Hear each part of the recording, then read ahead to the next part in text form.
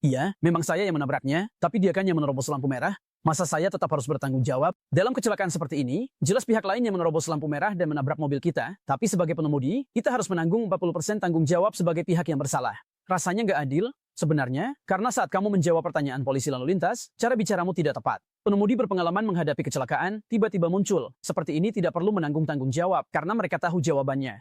Hari ini saya akan membagikan cara menjawab yang benar saat menghadapi kecelakaan, tiba-tiba muncul, seperti ini. Saya juga berharap teman-teman yang punya mobil bisa like dan simpan video ini, supaya kalau nanti mengalami kejadian serupa, kamu tidak perlu menanggung tanggung jawab. Pertama-tama, setelah terjadi kecelakaan, saat polisi lalu lintas bertanya kepadamu, misalnya mereka tanya apakah kamu melihat orang itu. Kalau kamu jawab tidak melihat dan tidak sengaja menabrak, saya kasih tahu, kamu pasti tidak bisa lepas dari tanggung jawab sekunder sebesar 40%. Karena kamu dianggap tidak menjalankan kewajiban dan tanggung jawab sebagai pengemudi, makanya polisi lalu lintas akan menetapkan kamu sebagai pihak yang bersalah. Kamu seharusnya menjawab seperti ini agar benar. Pertama-tama, kamu harus memberitahu polisi lalu lintas bahwa saat melewati persimpangan ini, kamu sudah lebih dulu melepaskan pedal gas, lalu menginjak rem untuk memperlambat kendaraan. Kemudian, kamu juga sudah memastikan di kedua sisi tidak ada pejalan kaki atau kendaraan non-motor yang melanggar. Dan saat kamu bersiap-siap untuk melintas secara perlahan, tiba-tiba dia justru menabrak dari arah sana.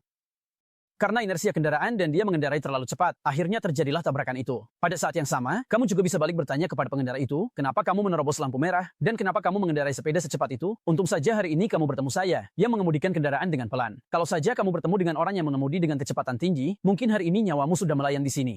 Nah, setelah kamu mengucapkan semua itu, polisi lalu lintas akan melihat bahwa kamu sudah menjalankan kewajiban dan tanggung jawabmu, serta kamu juga sudah melakukan defensive driving. Perhatikan, defensive driving sangat penting. Polisi lalu lintas akan melihat apakah kamu sudah menerapkan defensive driving atau belum. Kalau kita melakukan defensive driving, polisi lalu lintas tidak bisa menyalahkan kita. Bagaimana? Sudah kamu ingat semua belum?